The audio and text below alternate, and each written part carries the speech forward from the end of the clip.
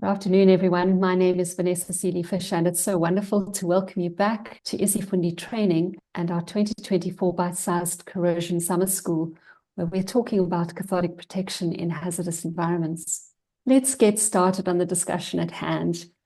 We are now over halfway through our 6-session series, where we're talking about the use of cathodic protection in hazardous environments.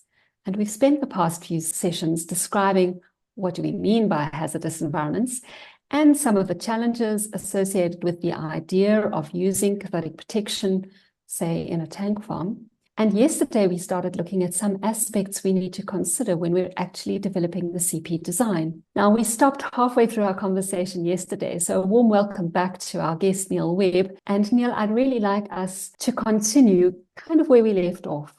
If you recall, yesterday we were talking about using buried anodes to protect our infrastructure on the tank farms, but we stopped short of talking about tanks that are on perhaps less common bases, say a concrete base, and more of greater consideration for me is talking about secondary containment and tanks. Let's just describe what secondary containment is and then what we do about it.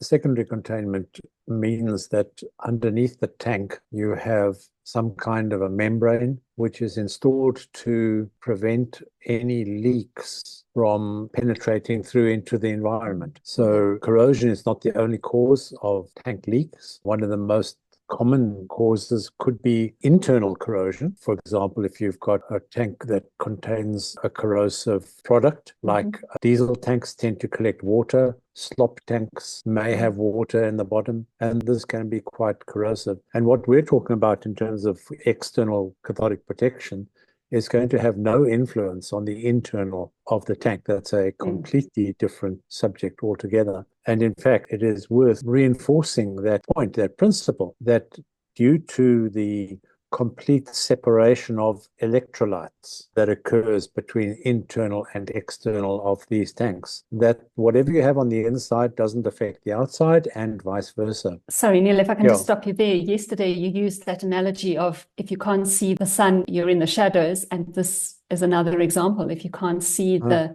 cathodic protection because you're inside the tank, it's not going to protect you. Absolutely That's a topic for another series, but let's get back to our secondary containment and how we can use it or not use it. So for example, you may have a leak that is caused by the failure of a weld. You know, the base of a tank flexes as the tank gets loaded or offloaded. And some operators will, in fact, deliberately not drain their tanks completely in order to prevent the bottom from moving, because that flexing up and down, if you were to empty a tank completely, can cause fatigue cracking of a weld, and that then becomes a leak. So if you get a leak under a tank base, you've got a problem, because that's going to go straight down into the environment, unless you have what is called a secondary containment. And the most common secondary containment that's used will be typically a 1 millimeter polypropylene or something like that, a polymer that is impervious to the contents of the tank, and it's placed underneath the tank at usually maybe 150 or 300 millimeters below the level of the tank base, with the space in between filled with sand. You can imagine if you've got a cathodic protection system where the anodes are in the soil, in the vicinity of the tank, or even if they're remote anodes, the current is going to come hurtling along and find this plastic membrane in the way, and all of a sudden you have no corrosion protection of the tank base. So can we use cathodic protection if we've got secondary containment? Well, yes, you can, but it's a very specialized installation, and it's something that actually then has to be installed inside the secondary containment. And so we use that space that goes between the membrane and the tank base to install a grid of anode material. The design of that anode material now becomes super critical, because firstly, the anodes are very, very close to the base. So the area of influence of any one anode is very limited. And secondly, when you've installed that, you're not going to get back to it for maintenance. You can't replace the anode. you can't replace a connection. So any electrical failure of the anode system is just going to be a failure. You are no longer going to have cathodic protection in that situation. And for that reason, some operators say, no, we don't even want to go that way because we don't have the confidence in the anode system to remain operational. And then it's up to the manufacturer of the anode system, really, to develop and prove their systems so that our clients and operators have got the confidence in the product. And we've had some situations where we've gone to do monitoring of tank bases, and the anode system is installed underneath the tank base. It has reference electrodes, which are also incorporated into that same area. And you find that the reference electrodes indicate that the system is not providing protection. The output from the rectifier is not what it should be. You go along to the junction box and you find that you've got power to the junction box, you've got power going into the anode system, but it just is not working. And then you shrug your shoulders and wait. Until we see the evidence of a leak. Yeah, because you can't do anything until the time comes to replace the tank base. That was going to be my next question. Yeah, I mean, that could be 20 years, 10 years, or if you get ingress into that annular space below the tank base, it could be an accelerated corrosion situation. So the criticality of the integrity of the anode system is absolutely paramount in that situation. So Neil, if I'm correct, if the tank bottom is being replaced, that is actually a good opportunity to install an under-tank anode system if perhaps you haven't had one and external corrosion has been a problem. Because you could, when you're repairing the tank base, kind of just reduce the volume of the tank a little bit and put in almost a false bottom over a tank which currently sits on the existing rotten bottom. Would that work? Yes, well, you've got two options. You can cut out the old tank base and you could install an anode in the original bedding of the tank. Or, as you said, you can lose 300 millimeters of the tank volume and install a false floor or a second floor. And in that case, normally you use the opportunity to put in a secondary containment at the same time, because then you can be assured of the protection of the tank base firstly. And secondly, the installation of the secondary containment upgrades the integrity of the whole tank installation from an environmental point of view. If secondary containment means that the tank doesn't see the influence of the anodes buried in the manner with which we spoke yesterday, so localized but distributed around the bund or the bund wall or wherever in the tank farm. If we're not seeing that protection, there could be secondary containment that we don't know about. I'm guessing the drawings would be a good place to start looking. And I guess that goes back to the importance of the asset owner having as-built drawings of their infrastructure. Absolutely, yes. We had a situation, granted it wasn't a tank farm, but was a bit of an embarrassing situation where we were called in to design cathodic protection for the foundations of a building, which was going to be subjected to external electrical fields.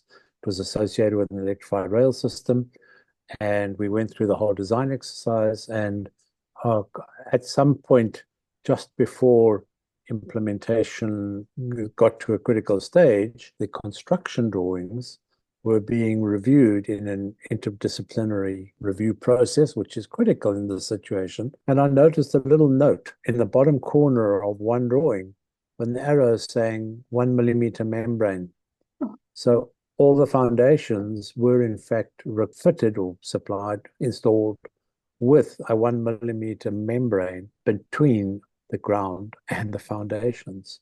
So the whole design exercise was a waste of time. But the only place where this membrane was noted was on one of the construction drawings. It goes not only to the criticality of design, of drawings, of knowing what's there, but of understanding how cathodic protection works, how electrical interference works, and so on, that you've got to have this continuous electrolyte. Otherwise, you just don't have a situation that is either monitorable or controllable. And that really is the reason for these discussions, isn't it? Just so that we keep reminding people that I'm sure everybody in our audience, if we woke them in the middle of the night, would say, oh, it needs to be in a continuous electrolyte. So, but Yeah, yes, absolutely. awareness is so critical. And Neil, I want to focus on some of the installation risks or challenges of the CP design. And this actually leads nicely into that thought, is that one of the challenges is you do need to know what else is in the ground. So if we're designing the location of anodes, we want to know that we can put them there. Now, I'm a mom, and my children firmly believed that I had eyes at the back of my head, but my eyes don't see into the ground. So how can we figure out where what is in these tank farms underground? Well, you need X-ray glasses. I don't claim to have eyes in the back of my head. I do claim to wear glasses all the time, but I can't see them either. So we need something that can see into the ground, because a lot of these systems were installed, in some cases, using seat to the pants technology. And the challenge is that we don't know where are the earth cables, where are the service pipes that are buried, particularly in smaller installations where you've got product pipes which are buried in refineries and big tank farms. Most of that product piping, the breakout piping as we refer to, is actually above ground, and we can see it. You're going to trip over it if you're not careful. But electrical earthing systems, of course, are always buried. If you want to go augering down in a refinery or any process area, if you want to go augering down into the ground, you don't want to be hitting an electrical service or a pipe service or a water service or any kind of service for that matter. And you need to know what is there. We had the unfortunate situation of a contractor who went to install, granted it was a pipeline installation on a hazardous environment, and they cut into an oxygen pipeline. That gets exciting. Which was running parallel to a fuel pipeline which had been purged and made safe.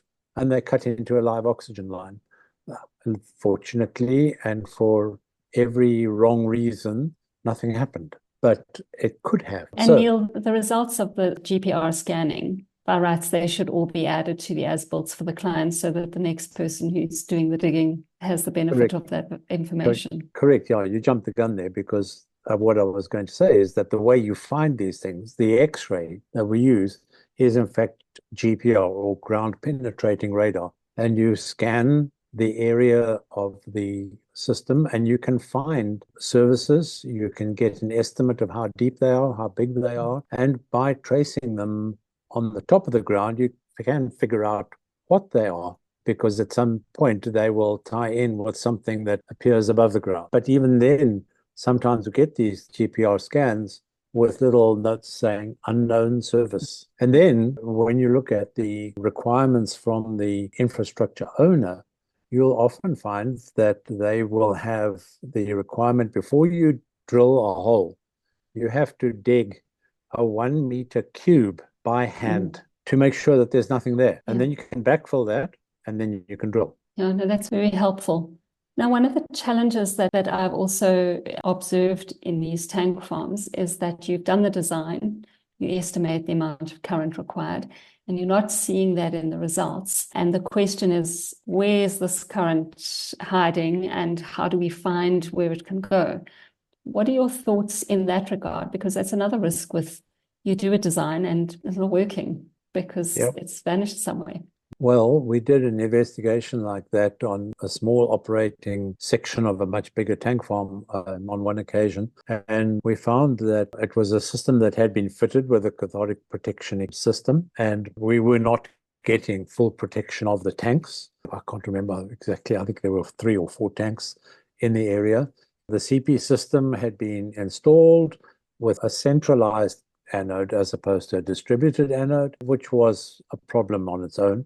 The output current from the rectifier was more than adequate to protect the tanks. The rectifier had been very carefully connected to each tank individually by a dedicated negative connection from the rectifier, and yet the tanks were not protected. When we investigated the system, we found that there was virtually no current flowing in the negative connections. It was all going to the closest tank to the ground bed. So only one of the 4 negative connections was carrying any current. The others were intact, but they weren't carrying any current. The current was then using the infrastructure, the pipes and the earth connections and everything else as a preferred current path. And we found that of the output current from the rectifier, something like 80% of it was draining off into the pipe racks of the breakout piping that was feeding the tank farm. And 20% of the current was actually being utilized in the tanks themselves. Now, how do you trace that current? Was that just by the mathematical deduction of measuring the current at each location, or were you able to use one of the survey techniques? Well, one would ideally like to be able to put a clamp-on ammeter around every conductor. But a clamp-on ammeter around a 16-inch pipe is a bit of a challenge. There is a piece of equipment that can do that. It's called a Swain meter, but they are size specific. The accuracy is questionable because of the size and because we're actually dealing with relatively small currents. So in fact, what we did was 2 things. We used a piece of commercially available equipment called a pipeline current mapper, which actually traces a current by using a special low frequency AC alternating current with a customized waveform that allows you to identify current direction and so on. Very, very competent, very useful piece of equipment in that regard. So we used that, and we just used good old-fashioned electrical measurement techniques by measuring the volt drop in a cable or a pipe and using the shunt conversion factors. And so we did an arithmetic current balance on all the systems. We just drew out all the various conductors, including the pipes and the earth cables, measured the current, and we had about a 90% accuracy in that system. And we've used that same principle in investigating other tank farms where we've had a distributed anode system and you don't get full protection. And fortunately, we had a system where the anode supply cables had been routed above ground in cable racks. So we could, in fact, do a current balance across the entire system. And we discovered that about 20% of the anodes were functioning. Some of them were still connected, but no longer functional. In other words, they'd burned out. Some of them were just not operational at all. I think that's given me 2 thoughts. And the one is that we can figure out where the current is going, and that's really important. And the other thing is that in the design process, in these complex situations, I think it's often wise to go in with the mindset that this might be an iterative process, either because you want an anode location in position A and position B, and the GPR scan says those are neither possible, and so you have to find a workaround. And also just because there may be some unexpected drain that might require more current. So thanks, Neil. I think that's been helpful. And Neil, another challenge that I see is that of shared facilities. So increasingly, we are finding that very large tank farms are being subdivided, and 3 or 4 asset owners take a portion of that facility. Sometimes the facility had a pre-existing CP system who owns it, but other times one asset owner will decide to install CP and the others may not. What are some of those challenges, and what do we do if 2 asset owners have different asset protection strategies? You hire a diplomat. It's an incredibly difficult situation because a lot of these facilities, as you rightly say, they may have 2 or 3 owners of depots. The depots are strung out next to each other. They share a common supply pipeline, for example, or a common supply manifold, which may come, say, from a harbor offloading facility, single pipeline going into the depots, and then the offtake from that is distributed amongst the various depot operators. So there's that challenge. The other system that is quite common is that you'll have a number of operators and a common firefighting system in terms of a fire water ring main which goes around the facility, goes in between facilities, and the systems then are interlinked, and there's nothing you can do about it. In theory, you can look at the standing instructions from the owner of the infrastructure, and the standing operating instructions say the system will be isolated electrically. And you go to the site and there are fire water mains, there are earthing systems, there are delivery pipes and so on in between these various systems. Then they're not isolated. And you're up the creek without a paddle if you don't have operators who have a similar philosophy in terms of operating cathodic protection systems. And it goes back to encouraging good communication, resolving things amicably around the boardroom table rather than with our fists in the playground. Absolutely, yes. Yes, I can see that it can be a challenge, especially when there's perhaps changing in ownership, or one company reducing their interest in an area and other companies still wanting to maintain that. And yeah, I think maybe the diplomacy route might be the only option. There is the legal route, and that depends on what part of the world you live in as to whether you're in a litigious society or not. All right, well, let's not give the lawyers any money out of this conversation. And actually, we've pretty much run out of time. And Neil, I want to thank you for chatting with me. I think it's good for us to go into these systems and these designs aware of some of the risks that could be encountered, because forewarned is definitely forearmed. And I do hope that you will earmark to join us again, and we'll be looking at some of the pitfalls associated with monitoring the cathodic protection of these systems. And also we'll take a quick look at some of the data and try and demystify it to see what are we reading, what are we understanding, and how are we interpreting the data that we get from the tank farms, because that's critical to ensure that they remain protected.